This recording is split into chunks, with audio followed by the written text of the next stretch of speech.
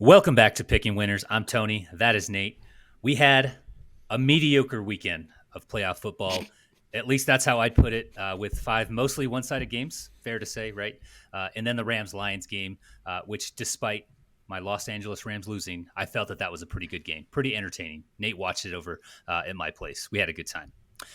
Today, we're going to briefly recap our bets from last weekend. We're going to go through some divisional matchups and provide our picks. We'll drop a best bet in there at the end as well. We'll have some props along the way. But before we do, Nate, how we doing? We're doing good, man. Bloodbath last week, it felt like only down, you'll say it, but a little less than 3 units. But Sure. it fucking sucked when you have all the underdogs and stuff like that winning. So it is what it is. Let's bounce back this week. For sure. So getting into the recap for last week, I went 3-3. You hit on just two of your six picks. We were both in the red, but we had a lot of fun along the way, and that's what really matters. So I'll go over our bets real quick, sprinkle in a little bit about the games, but I took Flacco over 0.5 interceptions. It's what he does, win or lose. So that hit. I took Kansas City spread minus 4.5. I felt like Miami was just banged up. And the box score didn't really indicate how dominant Kansas City was in this game. I also took Buffalo's money line. Obviously, that hit. They beat a Pittsburgh team that I think we all kind of saw coming. So that one hit pretty easily. The two or three that didn't hit, we'll start off with Aubrey. So Dallas's kicker, usually money. He missed like his first extra point. Dallas got absolutely demolished. So they went for two pretty much most of the game. So this wasn't even close. It was over 7.5. He may have had one or two extra points. Detroit, I took them -3. Rams played a phenomenal game. Just came up a little bit short due to maybe some play calling on the final drive, maybe some shoddy clock management. Still Not maybe. respectable. Not maybe. It was fucking terrible. Hey, let me sugarcoat it, Nate. Let me sugarcoat it. Still respectable, but cost me the cover there. And then, like an idiot, I took the Philly money line. Eagles collapsed. Should have seen that coming. That might be the best bet to just lose is Philly money line. Like, go to hell. Like, yeah. We talked about them being the ones that cost us the most money after it was all said and done during the regular season, right? And what do? Double down. We're winning it all back, baby. Exactly, yeah. So for your bets, you took Cleveland money line, Houston. They took care of business. We talked on your show, the recap show, about the carriage turning into the pumpkin for Joe Flacco. That happened. You took the Kansas City money line. That hit. Obviously, I got the spread right, so they won their game. You took Pittsburgh plus 9.5. I like this teased out to 15 after they avoided the blizzard conditions, but wasn't sure that they had the offensive firepower to get under the 10 in normal conditions. That's kind of probably what happened there. Yeah. Also took Jordan Love over 22.5 completions. I like that one a lot going into the game, but Green Bay just completely exposed the fraudulent Dallas Cowboys. So Jordan Love in that offense before, they didn't need to do anything. So unfortunately, that one didn't hit. You also took Stafford over 272.5. That hit. Rams were chasing a little bit there. They're more efficient when they pass the ball, especially against that Detroit defensive line. Number 2 in the NFL, I think, in stopping the run during the regular season. So that made sense. And then you took Philly to cover. Obviously, they did not. So any commentary here before we get into our divisional round picks on any of those games? The Jordan Love one hurt too because he had like a pretty dang good game, and I don't even think he had 22 and a half attempts in the game because he needed like 4 of them to get down all the way down the field. And, just I think a lot of times you try to, predict game script. And then when it goes completely sideways, it's like, do you find a way to hedge or do you not, and you just chalk it up to, okay, didn't get that one right. But luckily hit a couple in games with that with Dak overs, realizing the situation they were in and taking advantage of that, be able to recoup a little bit. But officially it just sucks. And then that Pittsburgh game getting moved 2 days sucks as well. So yeah, I already ranted about that. Took a lot of unders because what were the winds supposed to be at? 50 mile an hour gusts. A lot, very high. So that one hurt a little bit too. Put us in the red, like right from the get go. Yeah. But okay, moving on to our divisional round picks now. Like last week, we're going to continue to spice things up in our podcast bedroom, and we're going to strap on one money line pick each, one over under that we like, one spread, and then one player prop. So just make it a little different than doing like the money line picks right across all the NFL games. So we'll pick all the games, right? We'll tell you who we think is going to win, but the bets we're tracking will be those 4 spread across the 4 games this weekend.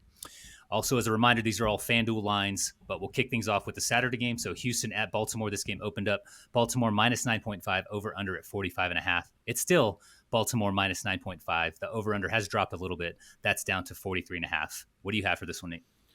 It kind of sucks because I didn't want to choose like the money line or the spread in these games, but then I couldn't find props in these games that I enjoyed or that I wanted to bet or whatever like that. So I ended up going with the Baltimore money line. That's my money line pick for this game. Baltimore's pretty solid at just getting out to a big lead. You look at some of the games they played, like Seattle, the first time that they played Houston as well. They get out to a big lead, kind of like what Philly did last year, right? Get out to a lead and then drain the ball with their running game, or drain the clock with their running game. Yeah.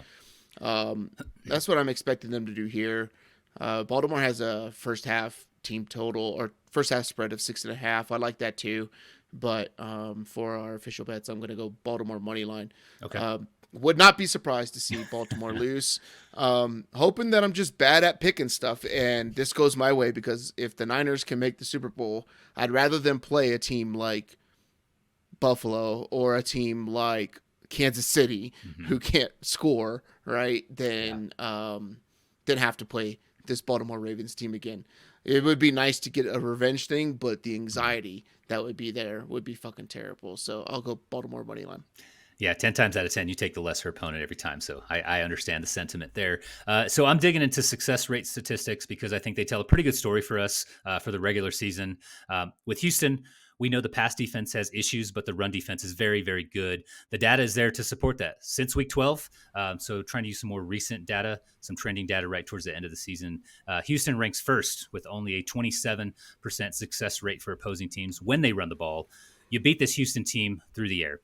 They're just middle of the pack against the pass. Nothing really to highlight there for them.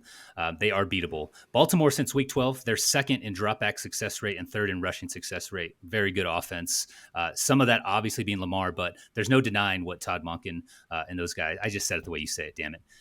Yes. No denying what those guys have done to improve the passing game. It's not perfect. Like, I know that. I know they have some issues outside the numbers, but if they're winning this game, I think they need to do a majority of it through the air, and I think they will. These guys are pretty smart. So I have Baltimore winning, but I do like CJ Stroud and Bobby Slowick, and I think they're able to put some points on the board in this spot. They haven't really been one of those teams to just give up like the Eagles. They're averaging Eagles, man, but they're averaging almost 4 points above their total throughout 2023. So usually they do cover in these spots when they do, if they're going to lose. So I'm taking Houston to cover the 9.5. I think they have a shot at winning the game, albeit very, very small, right? But I do. We talked about it. We talked about it a little bit on the recap show where they played Cleveland last week, and they're coming from the same coaching tree that San Francisco does, and Cleveland lost to San Francisco. Or Cleveland beat San Francisco earlier in the year, granted in a rain game, and Brock Purdy did drive the Niners down, and they missed a game-winning field goal that was long enough by like 15 yards. Yeah. But I wonder if these guys learn things from what the Niners do, right? Because it's a similar system and everything like that. They do take more deep shots and stuff like that, but what do they learn from the Baltimore Niner game that can help them cover the spread in this game or potentially win it? So interested to see that, and we get that first thing, I say in the morning, but it's the first game of the day. Yeah. We just got news from the producers. Antonio Pierce hired by the Raiders. They learned from their mistakes. Yeah. So we like that. We like that a lot. We talked about that on the recap show. Cool. Next game, Green Bay at San Francisco. This one opened up San Fran minus 10, over under at 50. San Fran dropped a little bit. They're minus 9.5. Over under, though, went the other way. It's at about 50.5. What you got? Yeah, I think there's going to be a lot of points in this game. Green Bay can throw the ball pretty well, or they're playing really well as of late, right? But they really haven't played anybody, and that's even saying Dallas. We've said all year that we don't think Dallas is all that good. They're just a bully team, and when they meet someone that's kind of competent and at their same level, then they just fold and collapse because it's the age-old saying, right? Like everybody has a plan until they get punched in the face. That's from the Bible, right? That's 2 Corinthians. Yeah. 2 Corinthians. Deuteronomy. Like that. Deuteronomy. That's the funnest one to say, dude. That's the funnest book to say. Yeah. Of all time. But I think they're going to be able to have some success passing the ball, even if they are down against the 49ers. I think that the 49ers I think the 49ers should boat race this team, but I fear that Green Bay is going to come out slinging it, and this Niners secondary is not good. It hasn't been good for half a decade. Regardless of who's back there, it's basically masked just like Dallas's defense is, right? And their secondary's masked by the fact that they can get up quick, and then you make a team one-dimensional, and you're going to be able to just sit back and do whatever, right? But I don't think Green Bay's going to be able to run the ball that well. I think they'll try to.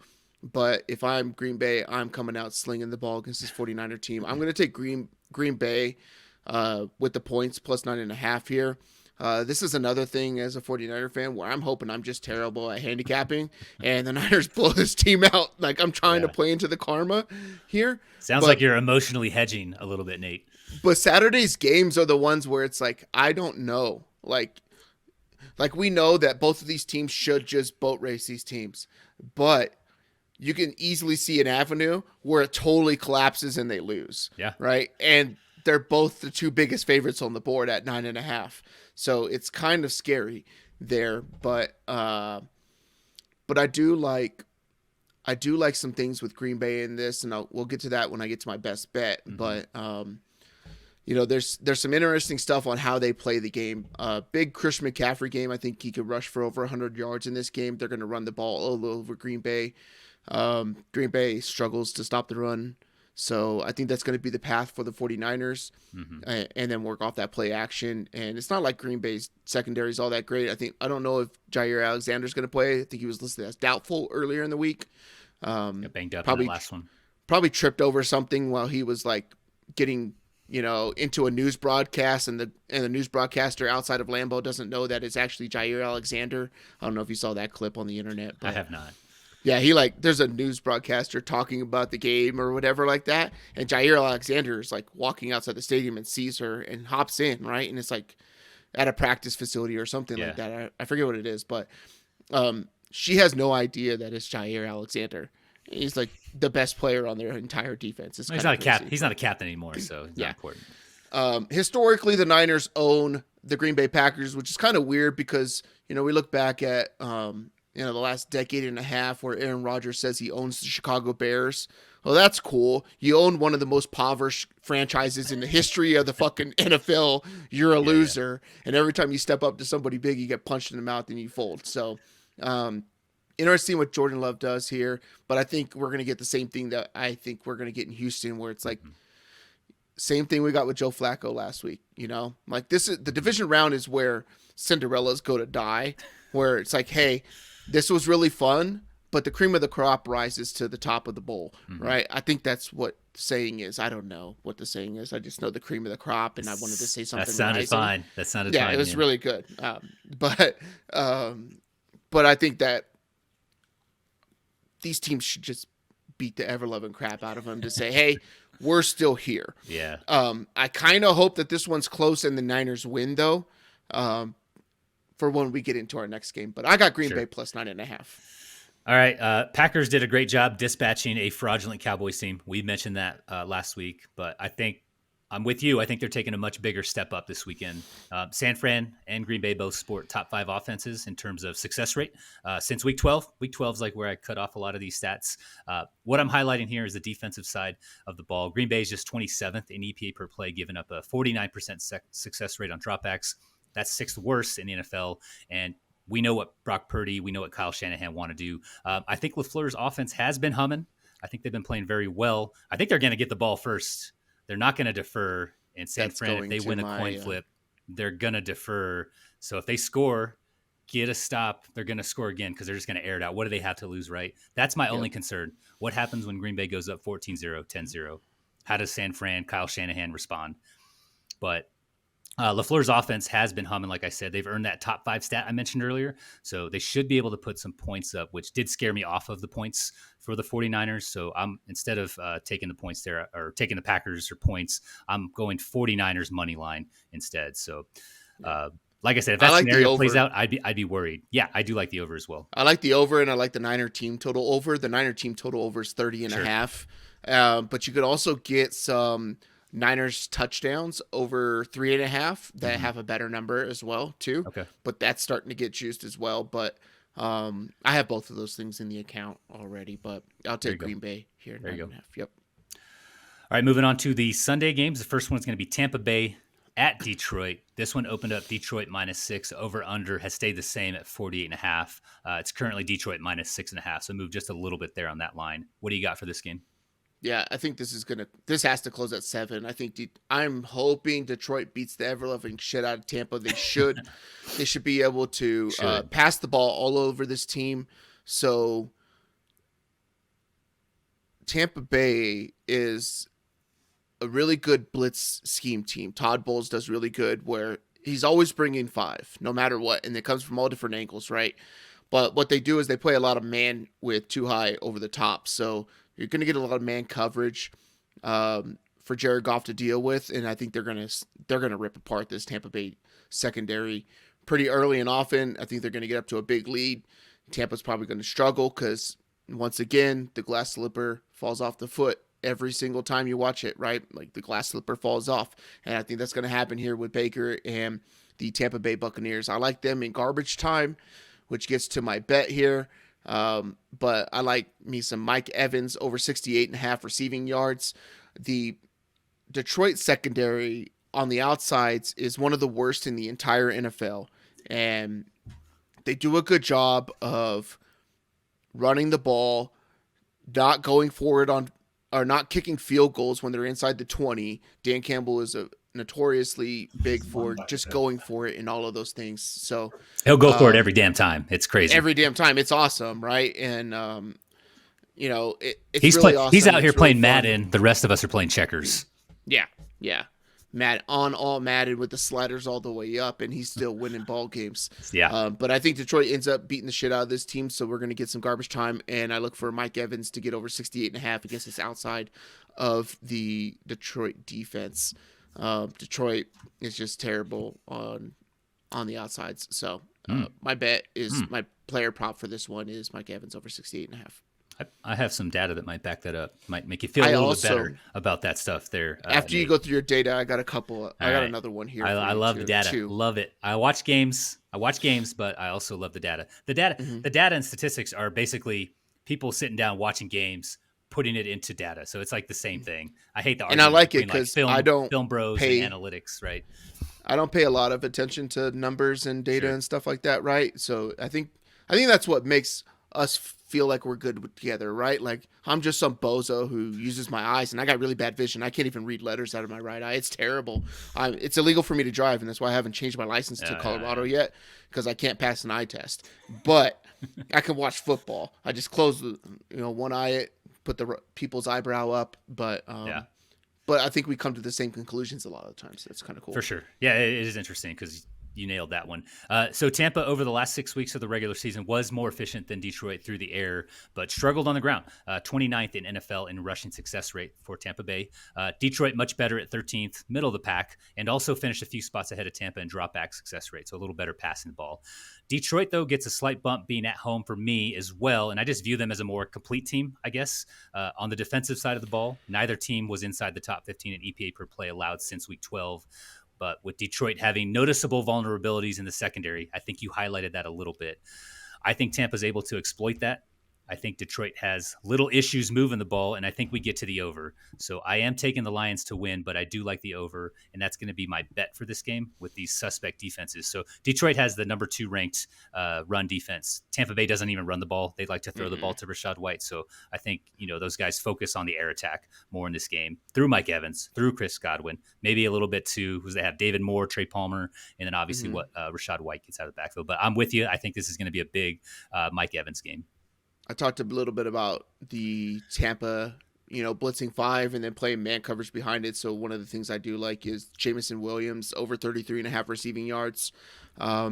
He's going to break one. That's big time because he's just bigger, faster, stronger than any corner that Tampa has. They're getting older in the secondary too.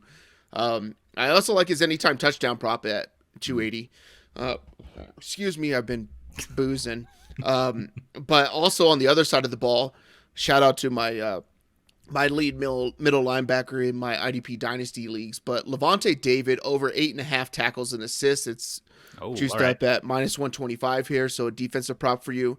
So in 6 of 7 losses for the Tampa Bay Buccaneers this year, Levante Davis cleared 10 tackles and assists. So he had one game of 7, and that's the only one he didn't have. Sure. 2 games of 11, a game of 12, 2 13s, and a 14. So when they're losing the ball, teams are running against them.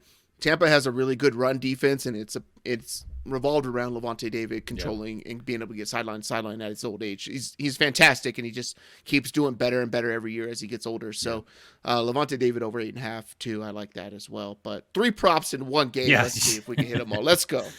You're getting some bonus stuff there. Love that. All right, our final game, Kansas City at Buffalo. This one opened up Buffalo -2, over under at 46. Not much movement on these lines. Buffalo is now favored by 2.5, over under. It's gone down a little bit at 45.5. What you got for our final matchup here on Sunday, Nate? I'm glad this one is at the end because you know what happened the last time, right? And what's significant about this game in this playoffs is the last time these guys faced off in the playoffs, you had an overtime matchup, Good right? game. 28 points in like 15 seconds, essentially, right? And it went to overtime, and the Chiefs got the ball, and they scored a touchdown, and the game was over. And everybody's like, this is ridiculous. Like, this is to go to a Super Bowl. You should be able to, do your thing or whatever, like, or go to the AFC Championship game, whatever it is, right?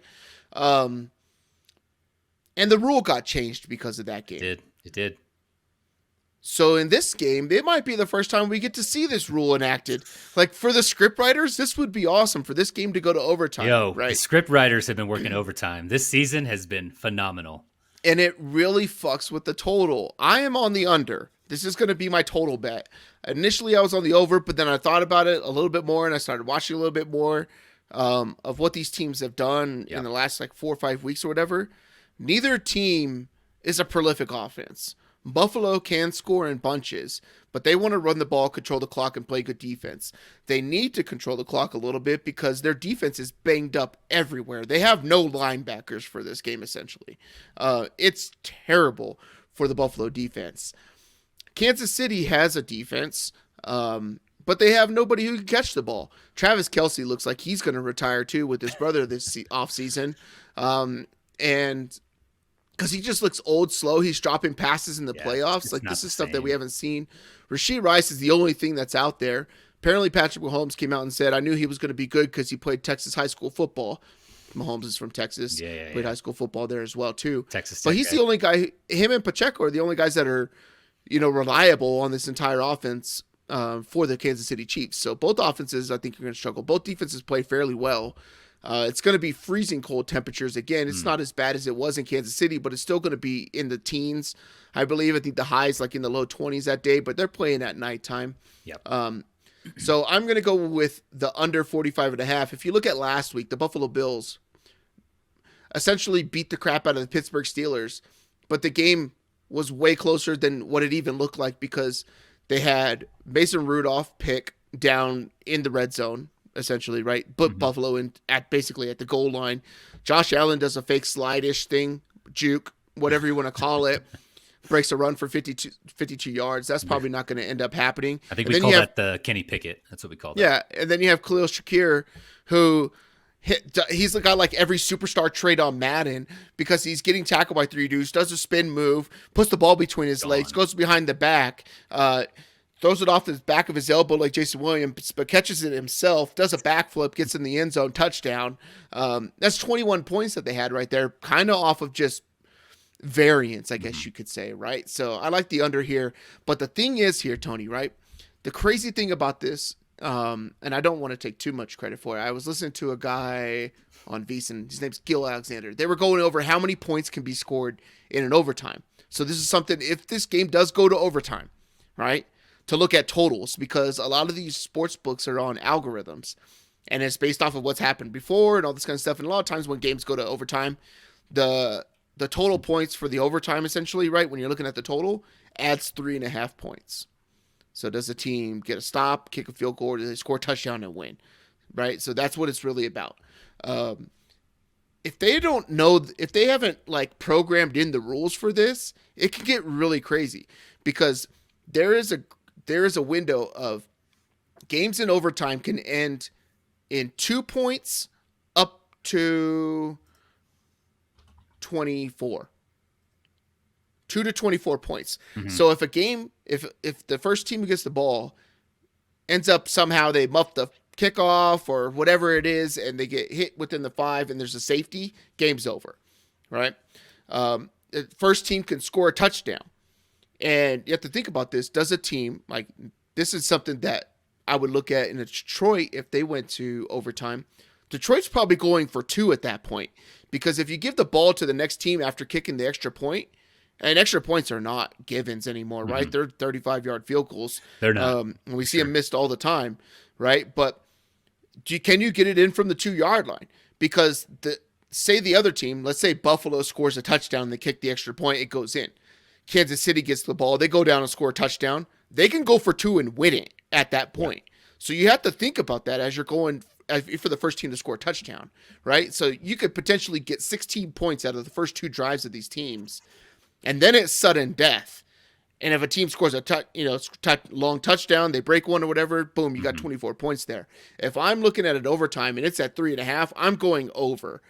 Because if a team kicks a field goal, the other team could kick a field goal, or they score a touchdown to win it, or anything like that, right? I think that we're going to see some high scoring in an overtime at some point in this playoffs. And it would be fun to see it in this KC Buffalo game because the reason this rule is here is because KC Buffalo in the playoffs. So something to think about if any of these games go to overtime. Yeah. What is the coach's tendency to go for 2, right, when another team can beat you? Yeah, we'll keep the notifications on in the our group chat for this live betting. Some live betting tips here. So I view this matchup as pretty neutral from what I've seen from these 2 teams as of late.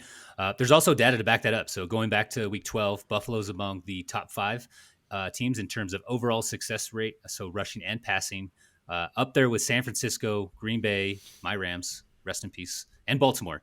Chiefs are in Colts territory near the middle of the league. On the defensive side, the Chiefs are 4 to 5 percentage points better as far as success rate against the run and in drop back situations versus the Bills. So what Nate was saying makes sense. Like there's a ton of data to back all of that up. Bills have a slightly better offense. Chiefs right now have a slightly better defense. That's where I land neutral. This game, though, it's in Buffalo, so I think I give the edge to the Bills. Is it a sure thing? I don't think so. Wouldn't be surprised if the Chiefs were able to win. That's why this is I think that's why this is the closest line on the weekend. Luckily for me, the way we're doing these bets, I only needed a player prop here, and I like Josh Allen over 277.5 rushing and passing combined. That is minus 114 on FanDuel. I believe we get to this number in either scenario. This may be the opposite of kind of what you're thinking if you're taking the under, but chasing points or playing an efficient game for the Bills on the ground and through the air. I think you see Josh Allen in the playoffs. If he doesn't have the pass there, he takes off and runs. And he had, a 50-some-odd yard touchdown run against Pittsburgh? 52 yards. That was 20 yards over the longest rush from Lamar Jackson this year. It's almost like this guy's pretty valuable. He may be the most valuable asset. Sure. He might be the most valuable. So I have Buffalo winning, but my bet for this game is going to be that Josh Allen over 277.5 rushing and passing. So I think he gets there. All right.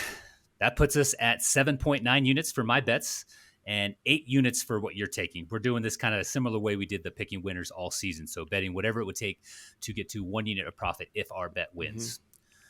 All right, last week, Nate, you picked an under when most folks may have looked at that game between the Chiefs and Dolphins and thought, this is going over easy. It went under. Good job. You've been carrying us all season, as I've been mentioning, patting you on the back. What you got this week? So we talked a little bit about Green Bay and San Francisco, and that leads me to my best bet. LaFleur wants the ball first. He does. He's going to take the ball first if they win the toss. They asked Shanahan this week, does that change how you deal with it? Because you always defer. He's like, yeah, no. Because mathematically, right, like to take the ball first is emotional, right? And it does something like momentum-wise and all this kind of stuff. But per numbers, it's better to defer, get the ball in the second half because you're getting more possessions in the second half and you have an opportunity to run a 4-minute, 5-minute offense and score before the half as well. So you can double dip. And if you start with the ball first, you're guaranteed to have more possessions, right? You may have the equal amount, but you're guaranteed to at least get the same amount. If you get the ball, don't get it in the second half, you don't. So Green Bay is getting the ball first in this game. Matt LaFleur's scripted offense for his first 15 plays is one of the best in the entire NFL. The dude just scores. He moves the ball, and then teams can adjust and all that kind of stuff. But I think that, and I went through all these books, and I'll go through like what they are. But I went through all the books that I have access to here in Colorado, right? But score on the first drive. So it's just score. It includes field goals and touchdowns. For Green Bay is plus 155. You can get that at ESPN Bet. So you have to go into the game props part of that game. First team offensive drive to score is what the actual like block is called, because there's all these blocks. It's really fucking confusing, especially if you go to like Caesars, or MGM doesn't offer it, but Caesars and stuff like that. It's really hard to find. But on FanDuel, they have a similar thing just for them to score on their first drive, is plus 120. DraftKings has it at 140. Caesars has it at 150, but the best number is ESPN Bet. So if you're in a jurisdiction that has ESPN Bet, that's the best place you can find this number. But I think they go down and score on the 49ers first. If you want to do something in conjunction with that, which I just did earlier today as I went through all this stuff, is DraftKings has a line for either team to win from coming from behind. So you go to team props tab for the game and go down all the way to the bottom. It says comeback. So if you believe the Niners win, I believe that Matt LaFleur gets them to at least score a fucking field goal on the first drive against the Niners secondary, who's fucking terrible. I think they can get there. Then you can bet San Francisco to win from behind, plus 125 on DraftKings. All they have to do is trail during the game, and they're not getting the ball first. So you need Green Bay to score first drive. And, hey, if you win that bet right off the bat, boom, now all you're doing is hoping the Niners win the rest of the day. And if they don't win, we got Green Bay plus 9.5. So we're covered on all the angles here just to make it a good night, Tony. But that's a pretty fun one. And I think that they score first. I think they can get, 50, 60 yards on their first drive of scripted plays against the Niners defense.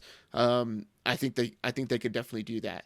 Now it's going to suck when they go out and they, run the ball and they get stuffed by the Niners or whatever like that, and they try to establish a run. But I don't think that's what's going to happen. San Francisco is a pretty brutal place to play as an opposing team, especially as the Green Bay Packers, because everybody who's our age, right, 45 and above, 27, 45 and above, remembers what the 90s were when it's like the Niners play Green Bay. Right, that was like a rivalry in the playoffs in the late 90s, early 2000s. It was a lot of fun. That. And so people get hype up over the Green Bay Packers because they were just one of the better teams and had a good quarterback too and stuff like that. So that's my best bet of the week. After we go through yours, let's just hit on everybody that we pick to win just straight up too. So this is going to be a lot of fun. I think we mentioned it. Nate is going to be over watching UFC fights and the Niners game, and he has a lot of bets. It's what it sounds like on that game. He went deep. He went deep into all the books here in Colorado. So I'm going to report back on the recap show about all the tilting I saw from Nate that I witnessed firsthand. It's going to be a lot of fun. So I'm looking at the Detroit-Tampa Bay game for my best bet. Whatever. Are we calling it that? We'll call it that. So looking at the Detroit-Tampa Bay game for my best bet. Last week we talked about Detroit, and a little bit on this episode, having a very stout run defense. Again, they ranked second in rushing yards given up in 2023. Pretty stout. Tampa was bottom 10 in rush attempts and dead last in rushing yards per game. We've mentioned that, I think, a few times, that they suck at running the ball. Baker's current line for pass attempts is at 34.5. That's minus 128 on FanDuel. And their key to winning this game, like I mentioned earlier when we went through this game, is exploiting the Lions' pass defense. They have some vulnerabilities there. Detroit finished 27th in passing yards allowed and touchdowns allowed through the air. I have Detroit winning that game, but it feels like in either scenario, Baker should have a path to get to 35, 37, 40 pass attempts. Again, you can find that on FanDuel for minus 128. one thing we need to do is for next week, right? Is we need to hope that Green Bay keeps it close against the Niners. The Niners squeak by. The Lions beat the ever-loving shit out of Tampa Bay. Yeah. So there's recency bias, because if you can get the Niners under a touchdown against Detroit Lions next week for the NFC Championship, fucking hammer it. They should be a 10.5 point favorite against the Lions. You and I and David will single-handedly take that higher. Yeah. Single-handedly. Yeah, definitely. So you wanted to recap the bets? Did you want to go through your just who we think is going to win? Oh, sure. So, go ahead. Right. So if we go down it in chronological order, I think I got Baltimore, San Francisco, Detroit, and I'm the same through those three. I have Buffalo winning the final matchup on Sunday. I think Buffalo ends up winning. We've been on them. We've been on that wagon. There's no reason to jump off now. Since before they went to Kansas City and won over there. I'm not jumping off now. I'm going to stick with the Bills here. Yeah, I'm on Buffalo here. Not just because I have a lot of bets for them moving forward. Not because I have a lot of Super Bowl futures with them in it. I did bet Kansas City. So Niners to beat Kansas City to beat the Niners. The NFC is totally on the Niners. So sure. I come out pretty decently. I bet that today. So I think it's like 12-1, and then if Kansas City wins, it's like 22-1 or something like that. But as long as the Niners make it to the Super Bowl and Houston doesn't, I think we celebrate, Tony. But Kansas City, Buffalo, you wouldn't be surprised if it went either way. I said, I think they won by 13, either team, right? So it's kind of interesting. All right, Nate, picks. They're locked and loaded. We got the props. We got the spreads. We got the over-unders. We got those all in for the divisional round. Closing thoughts before we get out of here. We're picking against Patrick Mahomes. That's what we're doing. And next week, we'll tell you whether or not we feel stupid as fuck or not. Hey, man, first road playoff game for Mahomes. Have you heard that? That's a pretty crazy stat. I haven't heard it anywhere. That Patrick Mahomes' first road game in the playoffs, if you don't count the fact that he had to play Tampa for a Super Bowl, but that's neutral. That's a neutral site. Hard hitting, breaking news. Patrick Mahomes' first road playoff game in his career. I don't know. By everything. I've heard that like 24 times in the last 2 weeks. Oh my! There was God. Look, it's the winter in Colorado. It's 10 degrees, and there was a crop dusting plane. There's no crops in Colorado, but there was a crop dusting plane that had a banner that said Patrick Mahomes' first playoff game on the road or whatever like that. So, apparently it's a thing. All right, thank you guys for listening. Best of luck. If you're doing any DFS, if you're doing any sports betting this weekend, we will return next week with another recap. Nate's going to have the lead on that one.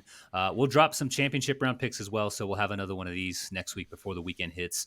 Do not forget to follow the show if you haven't done so already on social media, YouTube, all those links Nate is graciously providing in the show notes. For producer Josh Brown and producer Nick Oliveris, our champion, thank you for listening. Love you, bye. Love you, bye.